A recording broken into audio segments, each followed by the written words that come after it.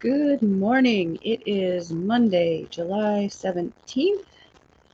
Here in Montana, it is 6 a.m. This is Bookeemonsters, our morning chat about books. My name is PK, and I can guarantee we'll be done by 6:25 this morning, maybe sooner, because that's when I have to leave for work. Grab the dog, grab my stuff. Good morning, Mary. Thank you. Thank you for joining. We are going to just have a coffee chat, talk about books, things that we love. Apologize for the hair. It is frequently, yes, this is what it's kind of supposed to look like. It's just kind of a little extra messy today. It is what it is. Mary, did you have a good weekend? And my glasses are very dirty. This is going to be definitely real life, live. This is not scripted. This is not edited for content or to make me look good in any way, and you know that won't happen. But what I have kind of planned for what these will be, this will be Monday through Friday at 6 o'clock Mountain Standard Time, so that would be 8 Eastern, 5 Western Time. I know that's kind of early, but that's really the only time that I have to do this. I'm also one of those disgusting morning people. I do wake up just ready to go. That's when my energy is. So that's the time that I'll be doing this. Mary says, you had a good one. Oh, nice. That is great. Our backyard is starting to take shape. Our front and backyard. Well, because I have to, as soon as this is over, I have to grab my stuff, grab my dog, and head out the door and head to work. Which you might be thinking, gosh, 6:25 is kind of early to be heading to work. But on the way, I have to pick up the mail at the post office, and that's when I have time to run my errands. So I'll sometimes pick up some groceries or either gas my car or things like that. So, and then in winter, you have to give yourself extra time. In summer, of course, you have to, you got beads on your mind, Mary. That's a good thing. But in summer, there's always road construction to work your way around. In winter, there's the icy roads and you have to go slower. So I usually leave the house about 6:25, 6:30. So that's why I can always guarantee that this show will not go past 6:25. So I've got my eye on the clock. So what I hope to be doing is talking about books. We'll take a look at what new releases are going to be happening this week. We'll be talking about what we have been reading and what you hope to read this week, maybe what you're looking forward to, and so forth. So I'm going to add a couple things here while we're talking. Let's go to first. Do I even have that up? I do not. This will be one of them. We're also going to go into my Goodreads while we're here. I do have my cup of coffee. I don't know, maybe this is just an excuse for me to have an extra cup of coffee in the morning.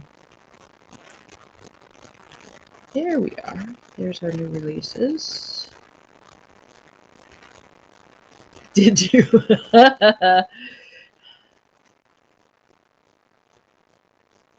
Yeah, I'll probably have, well, I'll definitely have two. I'll have one here, and I will have one at work, probably two at work. I also get to work early. I try to be to work by about 7:15 after I get the mail and so forth, because we are currently without a service manager. So I'll be looking at what kind of things I can schedule for our job, and answer any calls that come in. Oh, nice. Yes, there's gonna be some good stuff this week. So currently I am reading, let's do this one first. I am currently reading Murder at Queen's Landing. It's the fourth of 7 in the Rexford and Sloane historical mystery series.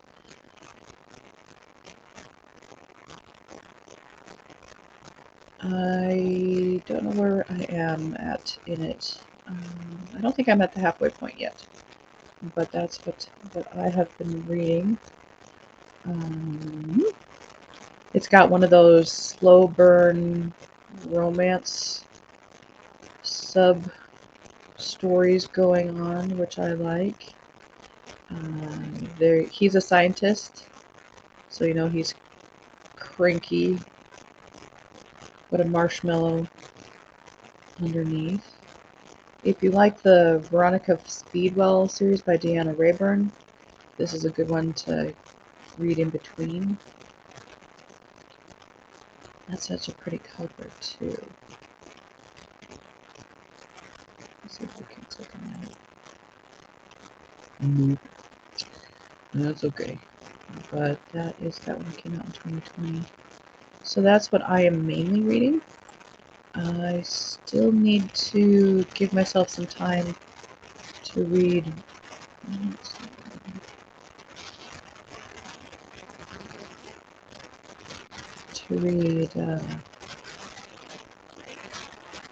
This one. See if I want to stick with it or not. It looks sci-fi, but it is set in a steampunk kind of London, which I wasn't anticipating, so I got to kind of switch my brain around when I'm reading it. So I hope to give some a little bit more time to that. But let's take a look at back to the new releases.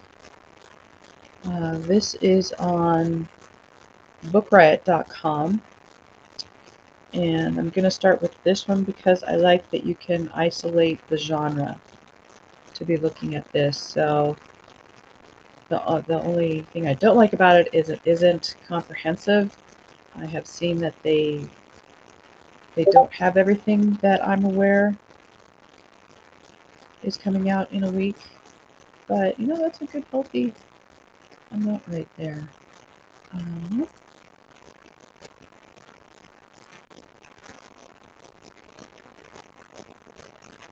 No, I wouldn't. I wouldn't be done with it by now. I read fairly quickly, fast enough that I have it sort of like as a film in my brain, but there are people who read a lot faster than I do.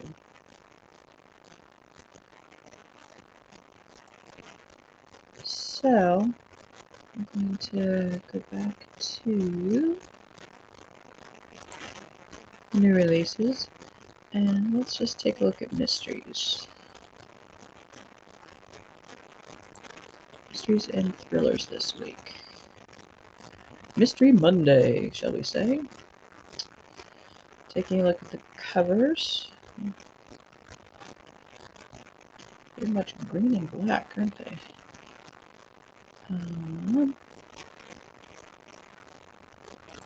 So this one, A Twisted Love Story by Samantha Downing, 400 pages. Previously written, My Lovely Wife, comes as a reckless, delicious thriller that gives a whole new meaning to the dangers of modern dating. Yes, it isn't scary enough. Wes and Ivy are madly in love. They've never felt anything like it. It's the type of romance people write stories about. What kind of story? When it's good, it's great. Flowers, grand gestures, deep, meaningful conversations where the whole world disappears. When it's bad, it's really bad. Vengeful fights, damaged property, arrest warrants. But their vicious circle of catastrophic breakups and head over heels reconciliations needs to end fast because suddenly Wes and Ivy have a common enemy and she's a detective. But there's something Wes and Ivy never talk about in good times or bad. The night of their worst breakup, when one of them took things too far and someone ended up dead. If they can stick together, they can survive anything, even the tightening net of a police investigation, because one more breakup might just be their last. Dun dun dun! Oh my gosh.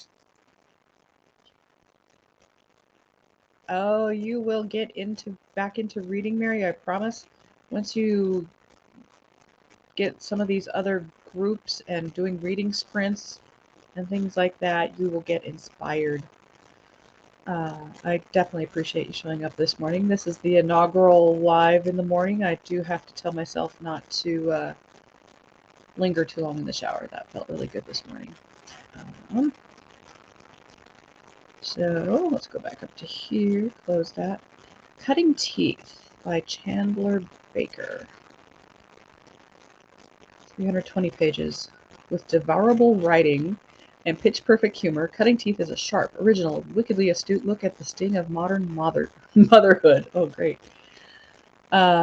He's a New York bestselling author, aren't they all? Darby, Mary Beth, and Rhea are on a personal quest to reclaim aspects of their identities subsumed by motherhood, their careers, their sex lives, their bodies. Their children, though, disrupt their plans when an unsettling medical condition begins to go around the Little Academy preschool. The kids are craving blood. Then a young teacher is found dead, and the only potential witnesses are 10 adorable 4-year-olds. Soon it becomes clear that the children are not just witnesses, but also suspects, and also are the mothers. As the police begin to look more closely, the children's ability to bleed their parents dry becomes deadly serious. Part murder mystery, part motherhood manifesto.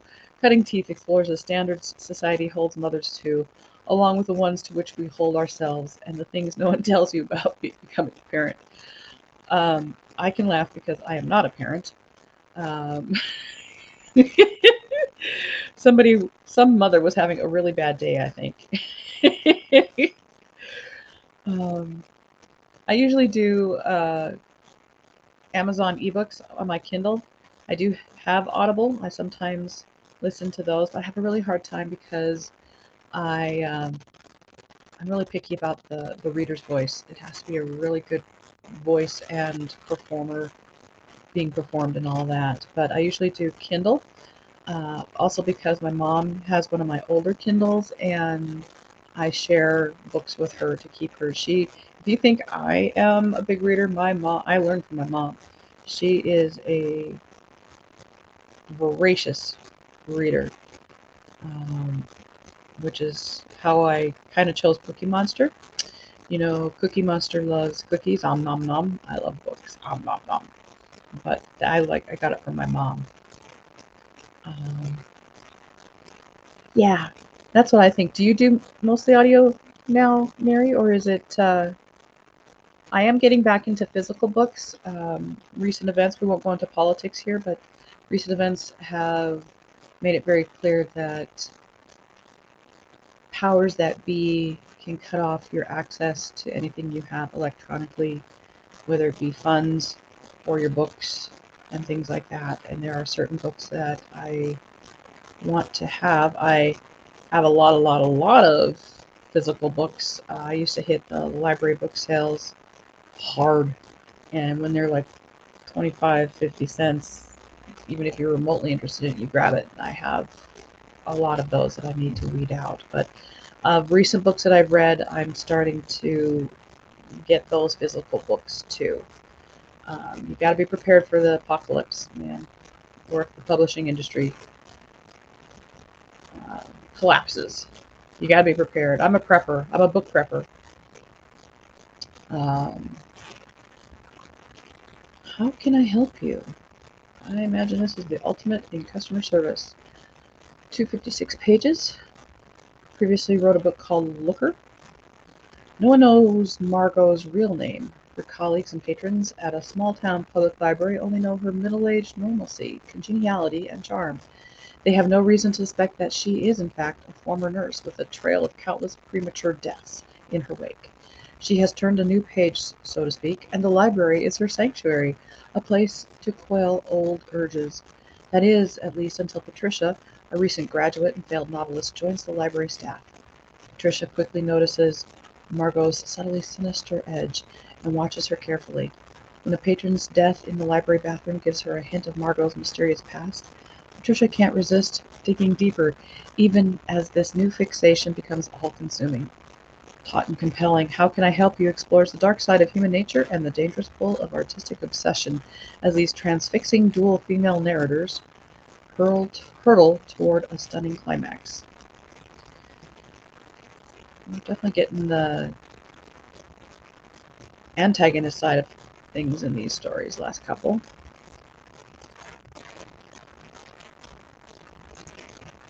You have Audible, but don't pay close attention when listening.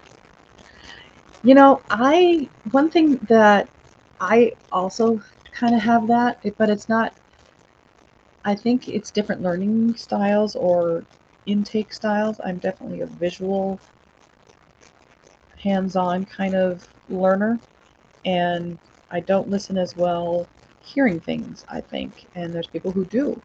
And sometimes I find it really enhances my reading experience if I'm reading and listening at the same time, reading along as the performer is doing it. And because sometimes they are putting nuances to words that I wouldn't necessarily. So, yeah, me too. Visual and hands-on and so forth. But some people can do audiobooks. They don't really care what the reader sounds like and stuff. I really need to have a good performer. Next, coming out this week in Mysteries and Thrillers, Strange Sally Diamond by Liz Nugent. 320 pages. Previously, reclusive Sally Diamond causes outrage by trying to incinerate her dead father. Now she's the center of attention, not only from the hungry media and police detectives, but also a sinister voice from a past she does not remember. As she begins to discover the horrors of her early childhood, Sally steps into the world for the first time, making new friends, big decisions, and learning that people don't always mean what they say. But who is the man observing Sally from the other side of the world, and why does he call her Mary? And why does her new neighbor seem to be obsessed with her? Sally's trust issues are about to be severely challenged. You know, these are definitely not classical mysteries. None of these. Oop, duplicate. The King is Dead by Benjamin Dean. Mystery thriller romance. 384 pages. It's a young adult romantic thriller. James, the shy, handsome, mixed-race heir to the British throne, must choose between love and duty amidst a dangerous scandal and a tabloid media desperate for his downfall. Heavy is the crown James has been born to wear, especially as the first black heir to the British throne. But with his father's recent passing and with a new boyfriend to hide, James is woefully unprepared for the sudden shine of public scrutiny. When his secrets come spilling forth across tabloid pages, and the man he thought he loved has suddenly disappeared, James finds himself on the precipice of ruin. As every detail of his life becomes public knowledge, his sense of safety is shattered, and the people he trusts the most becomes the likeliest suspects. What dangers lurk behind the palace walls, and will the new king find out before it's too late? Definitely one that is trending theme-wise. Last one, The Stolen Coast by Dwyer Murphy. 288 pages. Adrift in a sleepy coastal Massachusetts town, a man who ferries fugitives by day gets twisted up in a plot to pilfer diamonds in this Casablanca-infused heist novel. Okay, this sounds interesting. Jack might be a polished Harvard-educated lawyer on paper, but everyone in the down-at-the-heels, if picturesque village of Onset, Massachusetts, knows his real job, moving people on the run from powerful enemies. The family business, co-managed with his father, a retired spy, is smooth sailing as they fill up Onset's holiday homes during the town's long, drowsy off-season and help clients shed their identities in preparation for fresh starts. But when Elena, Jack's former flame, a dedicated hustler who is no stranger to the fugitive life, makes an unexpected return to town, her arrival upends Jack's routine existence. Elena, after all, doesn't go anywhere without a scheme in mind, and it isn't long before Jack finds himself enmeshed in her latest project, intercepting millions of dollars worth of raw diamonds before they're shipped overseas. Infusing a fast-paced plot with a sharp wit and stylish prose, Crime Read's editor-in-chief Dwyer Murphy serves up an irresistible page-turner as full of hearts as it is as of drama. Again, no real mysteries here. Very psychological, and one caper. But might have to check out the first lines of some of these. I'm not afraid of long books. I like them, but as long as it's content filled, shall we say, if it's not all filler and you can skip stuff, and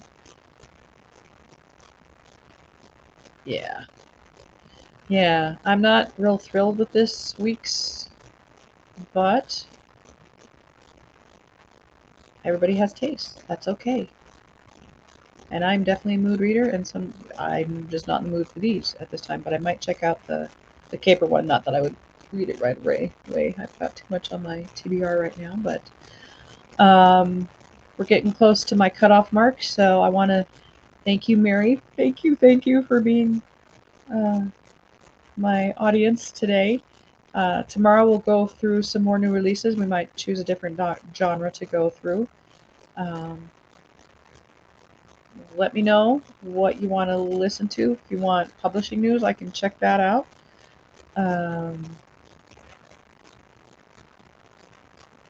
I love Atlas Shrugged. Oh my gosh. Love. I read that book would have been about 1990-ish. I was a stage manager in Virginia City at the brewery. So it was a 100-year-old building, and I had to be open in the afternoons in case any tourists came. And it was really rainy that early summer. Yes! Isn't it sad? A lot of people wouldn't even know what that meant. I want to get a shirt that says that. That would be so cool.